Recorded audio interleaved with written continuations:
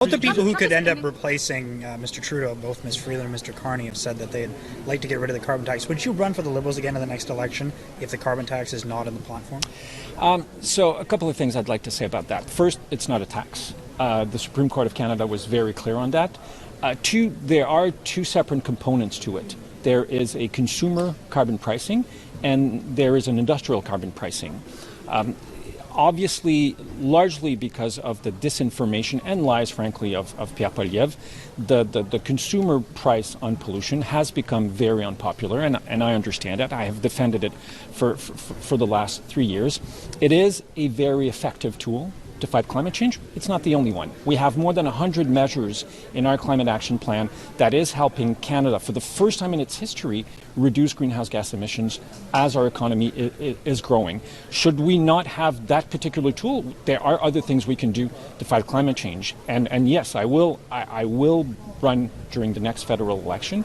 What's at stake is too important for me not to do it. You fought for the carbon levy, as you say, for years against conservative misinformation. What does it feel now to see your colleagues walking away from it?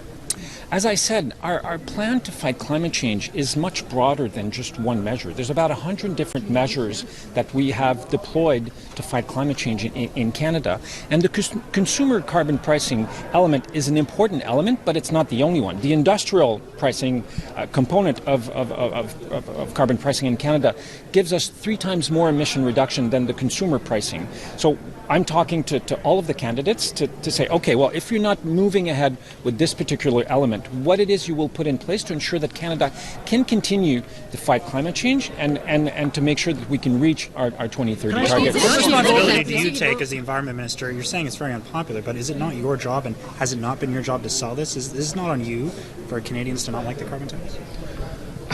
Listen, I mean, I think it's much more on the person who lied about this for more than 2 years, who misguided and manipulated Canadians with falsehood. That's who I think it is really on. Are you okay with getting rid of the carbon tax?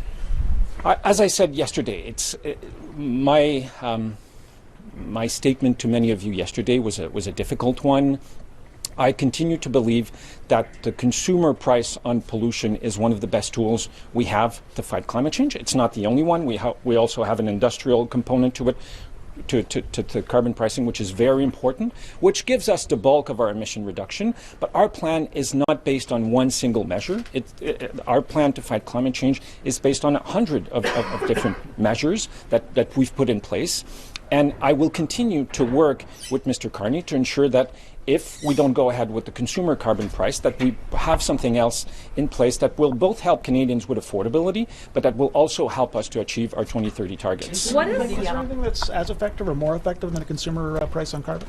Well, yes, obviously the industrial price on pollution is more effective because it gives us 3 times more emission reduction. So, one obvious answer to if we don't move ahead with consumer carbon pricing would be to tighten a system that we already have for large polluters in the country. That's certainly an avenue. There are other things we're working on. We're deploying a cap on pollution from the oil and gas sector will be a key component of our tool to ensure that every sector of the Canadian economy, whether it's the aluminum sector, steel sector, auto sector, or oil and gas sector, does its fair share when it comes the time to reducing pollution. How did the Liberals lose so badly on policy that's been around for 5 years? What went wrong?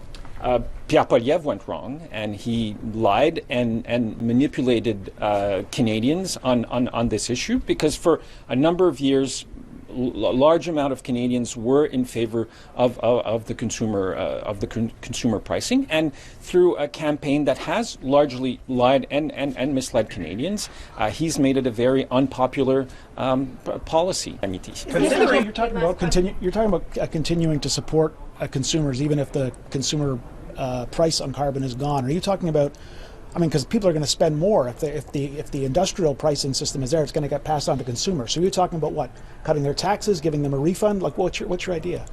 I won't speculate on what Mr. Carney might want to propose in terms of new measures. But what I'm saying is that one of the unique features of the Canadian consumer carbon pricing was that the fact that it was both an environmental measure as well as a social measure.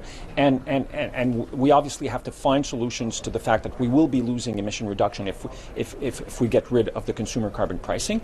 But we also have to be thinking about how do we continue that support that was there for low and middle income Canadian families. Merci beaucoup. Thank you very much. Merci.